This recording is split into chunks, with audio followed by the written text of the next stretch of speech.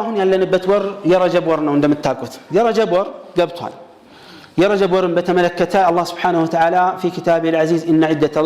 عدة الشهور عند الله 12 شهرا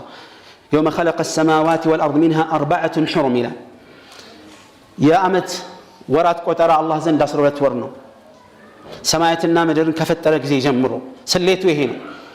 ከነዚህ መሃል አራቱ ወራቶች እጅግ የተከበሩ ከባድ ወራቶች ናቸው فلا تظلموا فيهن انفسكم ራሳችሁን በእነዚህ ወራት ውስጥ አትበድሉ በተለይ በአራቱ አመቱን ሙሉ ነፍስን መበደል አይቻልም በተለይ በእነዚህ አራቱ ወራቶች ግን ጠንከር ያለ ይሆናል ነብዩ አለይሂ ሰላቱ ወሰለም የሐጀተ الوداع ላይ ምን አሉ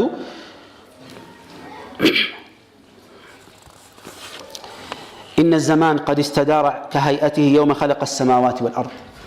ጊዜያቶች ተሽከርከረው ሰማያትና ምድርን አላህ እንደፈጠረው እለት ተመልሷል መሐል ላይ ሙሽሪኮቹ ወራቶችን ለማዛባት ሞክሮ ነበር በዚህም ይሆን በዛ በተዛዋዋሪ ነገሩ ተሽከርከሮ ዞሮ ዛሬ አሁን ባለንበት ወቅት አላህ ከደነገገው እለት ጋር የገጠመ ሆኖ ተገኝቷል አሉ እና አመት 12 ወር ነው ከነዚህ አራት ወራቶች የተከበሩ ናቸው ሶስቶቹ ተከታታይ ዙልቃዕዳ ዙልሂጃና ሙሐረም ናቸው አሉ አራተኛው የተነጠለ ነው ረጀብ ሙደር የሚባለው ነው በጁማዳና በሻዕባን መሃል የሚገኘው ይሄም ለረመዳን መቅረባችንን ያሳያል አላህ በሰላም ደርሰው የሚጾሙና የሚቆሙ አላህ ያደርጋል በእነዚህ ወራቶች ውስጥ በተለይ በዚህ ወር ከተጠቀሱት አራት ወራቶች መሃል አሁን ያለንበት ስለሆነ ራስን መበደል የለብንም አላህ ራሳችሁን በወንጀል እንዳትበድሉ ብሏል ከቢድዓ ከጥመት ከሽርክ ሰውን ከመበደል ከመገዳደል ከመፋለም ከማታለል ከመዋሸት ከማጭበርበር ከመቀኝነት መጥፎ ከሆኑ ሁሉ ስነ ምግባራቶች ከየትኛውም ጊዜ በተሻለ መልኩ ሁሉ ጊዜ حرام ናቸው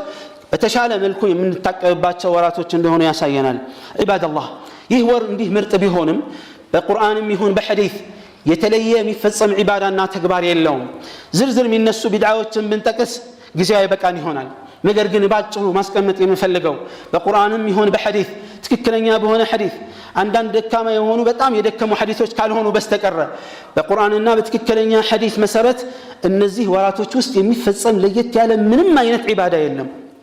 ረጀብ ወር የተከበረ ወር ቢሆንም በዒባዳ አፈጻጸም በጾም በዑምራው በየትኛውም ተግባር የተለየ አጅርና ምንዳ የለው የተቀመጠበት ማለት ነው ነብዩ አለይሂ ሰላቱ ወሰለም የተለየ ዑምራ አላደረጉም የተለየ ረጀብን የተለየ ጾም አልጾሙም የተለየ ሰደቃ አላደረጉም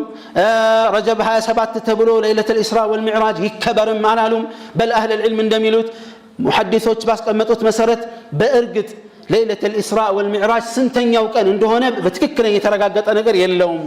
ትክክለኛ ማስረጃ የለውም 27 የሚለው ወደፊትም ወደ ኋላም ሊመጣ ይችላል ስለዚህ ኢብኑ ባዝ ረሂመሁላህ ምንድነው የሚሉት የአላህ ህክማ ሆኖ ቀኑ እንዳይታወቅ ሆኗል ሰዎችን አስረስቷል ቢታወቅ ራሱ የተለየ የሚደረግ ምንም ነገር የለም ቢድዓ ዒባደላህ ክፉ ነው ቢድዓ ማንነታችንን ያሳጣል ቢድዓ ልባችንን ያለያየን እኮ አንዱ ቢድዓ ነው ሽርክና ቢድዓ መቀጣጫ አለው في الدنيا قبل الاخره ልባችን መለያየት መቀያየም መከፋፈል መበታተን አይበቃንም የአላህን ትእዛዝ በመጣስ ወደ ኋላ መንሸራተት አይበቃንም ከሐራም ራሳችንን ብናቀብ ምንድነው የምናገኘው የሚደርስብን ጉዳት ክብርና መልካምነት እንጂ